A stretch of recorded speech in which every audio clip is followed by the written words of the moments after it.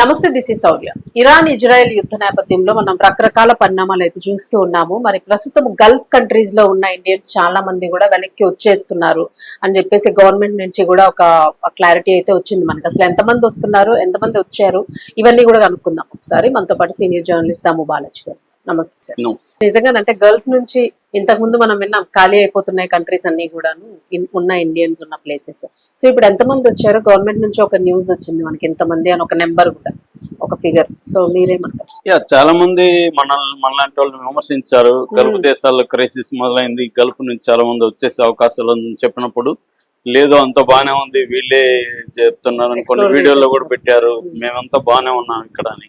కానీ సాక్షాత్తు మోడీని రాజ్యసభలో 24వ తేదీ ఒక ఫిగర్ అనౌన్స్ చేశారు. అదేంటంటే 3,75,000 మంది గల్ఫ్ దేశాల నుంచి వచ్చేసారు.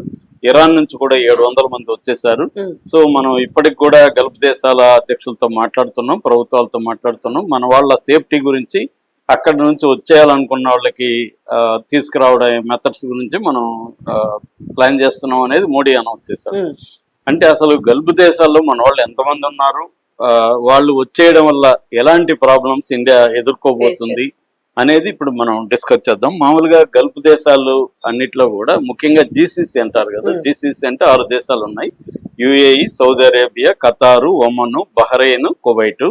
సో ఇందులో ప్రధానంగా మన వాళ్ళు ఎక్కువగా ఉండేది వచ్చి, అంటే గల్ఫ్ దేశాలు అన్నిట్లో కలిపి 1 కోటి మంది ఉన్నారు. యావరేజ్ లో 10 మిలియన్ ఉన్నారు. 1 కోటి మందిలో ఎక్కువగా ఉండేది యుఏఈ. యుఏఈ అంటే యునైటెడ్ అరబ్ ఎమిరేట్స్. ఈ అరబ్ ఎమిరేట్స్ అనేవి మొత్తం 7 ఉంటాయి. మనకి ఎక్కువగా తెలిసింది దుబాయ్, షార్జా, అబుదాబి, ఇవి ఎక్కువ తెలుసు. సో వీటిలో ఈ యుఏఈలో మొత్తం 19% ఇండియన్స్ యుఏఈలోనే ఉన్నారనమాట, యునైటెడ్ అరబ్ ఎమిరేట్స్ లోనే ఉన్నారు. అంటే దాదాపు 7 లక్షల మంది వరకు అక్కడే ఉన్నారు. మిగతా తీసుకున్నప్పుడు రెండవది Saudi Arabia, 6.7% Saudi Arabia, Kuwait 3.9%, Oman 2.5%, Bahrain 1.5%. So overall గా ఈ 2 దీంట్లోనే అంటే యుఏఈ, సౌదీ అరేబియాలో ఎక్కువ ఉన్నారు, మిగతా వాటిలో తక్కువ ఉన్నారు.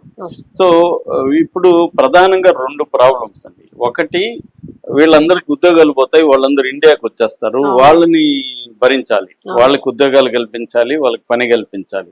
ఆల్రెడీ ఇక్కడ నిరుద్యోగం అనేది 15 to 20% ఉంది.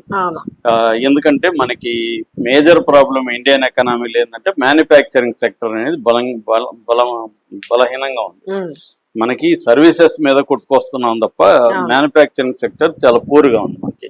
సో దానివల్ల వీళ్ళందరికీ ఎక్కడ ఉద్యోగాలు చూపించాలి. అందుకనే ఇప్పటికే గిగ్ ఎకనామీ అంటారు, అంటే క్విక్ కామర్స్. ఈ వీళ్ళే కొట్లాడుకొని వాళ్ళ వల్ల కాకుండా సమ్మెలు చేస్తూ ఇది ఉన్నారు. సో ఈ మళ్ళీ ఇప్పుడు కొత్తగా 1 కోటి మంది వచ్చి పడ్డారనుకో, ఈ 1 కోటి మందికి ఉద్యోగాలు ఇవ్వాలి, 1 కోటి మంది ఎక్కడ ఉద్యోగాలు ఇవ్వాలి, వాళ్ళకి ఏం చేయాలి అనేది మేజర్ క్రైసిస్. రెండోది, వాళ్ళకి అక్కడ స్కిల్ సెట్ వేరు, ఇక్కడ స్కిల్ సెట్ వేరు, మళ్ళీ చేంజెస్ ఉంటాయి. వాళ్ళు మళ్ళీ ఇక్కడ అడ్జస్ట్ కావాలి. అక్కడ 10 ఏళ్ళు అయిపోయి ఉంటది, ఇక్కడ వచ్చి మళ్ళీ చేయాలి. నేను ఆ మధ్య కుర్రాన్ని చూసా, అక్కడ ఏదో డ్రైవర్ గా పనిచేసి ఇక్కడ వచ్చి మళ్ళీ డ్రైవర్ గా పనిచేస్తున్నాడు. అబ్బాయి కొంత మైండ్ సెట్ అక్కడికి వెళ్ళిపోతాం, సౌదీలో ఉంటాడు అబ్బాయి, సౌదీలో వెళ్ళిపోతాం సార్ అంటాడు. హ్యాండిలింగ్ అనేది చాలా కష్టంగా ఉంది ఇక్కడ అబ్బాయికి, ఎందుకంటే అక్కడ ఆదాయం వేరు, ఇక్కడ ఆదాయం వేరు, అది అడ్జస్ట్మెంట్ కష్టం అవుతుంది. రెండోది, వాళ్ళు అక్కడ నుంచి రెమిటెన్స్ అండి, రెమిటెన్స్ అంటారు. అంటే మనకి విదేశాల్లో నుంచి వచ్చే, ఇండియాకి వచ్చే కరెన్సీ, దీన్ని రెమిటెన్స్ అంటారు. ఈ రెమిటెన్స్ అనేది ఓవరాల్ గా ప్రపంచవ్యాప్తంగా ఇండియన్స్ నుంచి వచ్చే రెమిటెన్స్ సంవత్సరానికి 12.7 లక్షల కోట్లు, 12 లక్షల అంటే 13 లక్షలు వేసుకోవచ్చు, 13 లక్షల కోట్లు పర్ ఇయర్ ఇండియాకి వస్తుంది. ఇందులో 38% గల్ఫ్ దేశాల నుంచే వస్తుంది. అంటే దాదాపు 4.8 అంటే 5 లక్షల కోట్లు అనుకోండి. 5 లక్షల కోట్లు గల్ఫ్ దేశాల నుంచి మనకి ఎవ్రీ ఇయర్ రెవెన్యూ వచ్చి పడుతుంది. ఈ మొత్తం రెమిటెన్స్ మన జీడిపిలో, గ్రాస్ డొమెస్టిక్ ప్రోడక్ట్ లో, జీడిపిలో 3.5% అండి. ఇది ప్రపంచంలోనే హైయెస్ట్. ఇంకే దేశానికి ఇంత రెమిటెన్స్ రాదు. ఇది మన ఎకనామిక్ చాలా బూస్టప్ అనమాట. ఇదేంటంటే ఆ డబ్బులు ఎక్కువగా గల్ఫ్ దేశాల నుంచి డబ్బులు ఎక్కడి నుంచి వస్తాయంటే వర్కర్స్ నుంచి వస్తాయి. ఈ వర్కర్స్ నుంచి డబ్బులు ఇళ్లకు పెడతారు. ఇళ్లలో దేనికి ఖర్చు పెడతారు? పిల్లల ఎడ్యుకేషన్ కి, హెల్త్ సెక్టర్ కి, గోల్డ్ కొంటారు, కన్స్ట్రక్షన్ ఇల్లు కొనుక్కుంటారు, అవును. నేల Investments కొనుక్కుంటారు. లో. ఇది బేసిక్ గా జరిగేది. సో ఇప్పుడు ఈ సెక్టర్స్ లో బూస్టప్ ఉంటది ఈ రెమిటెన్స్ వల్ల. ఇప్పుడు ఈ సెక్టర్స్ డౌన్ అయిపోతాయి, వాళ్ళ డబ్బులు రావు కదా, అది డౌన్ అయిపోయి ఎవ్రీ మంత్ మనకి 1,00,000 నుంచి 1,50,000 మంది గల్ఫ్ దేశాలకు వెళ్తారు. ఇప్పుడు అక్కడ దాదాపు 3 నుంచి 5 లక్షల ఉద్యోగాలు పోతాయని చెప్తున్నారు. ఉద్యోగాలు పోయినా పోకపోయినా భయపడి వచ్చేసే వాళ్ళు చాలా సంఖ్య ఉంటారు. అట్లా కాకుండా మళ్ళీ ధైర్యం చేసి వెళ్దాం అనుకున్నా, ఒకవేళ యుద్ధం ఆగిపోయి మళ్ళీ వెళ్దాం అనుకున్నా, అక్కడ ఎకనామీ డౌన్ అయిపోయింది కాబట్టి అక్కడ మళ్ళీ రికవర్ అవడానికి టైం పడుతుంది వాళ్ళకి. గల్ఫ్ దేశాల ఎకనామీ అంతా కూడా 10 ఏళ్ళు 20 ఏళ్ళు వెనక్కి వెళ్ళిపోయింది. సో ఇప్పుడు మళ్ళీ వాళ్ళు రికవర్ అవ్వాలి, వాళ్ళ టైం తీసుకోవాలంటే వాళ్ళు టైం తీసుకోవాలి. సో ఒక 3 నుంచి 5 లక్షల ఉద్యోగాలు పోతాయని అంచనా వేస్తున్నారు ఇండియా ప్రజలు, మన వాళ్ళు.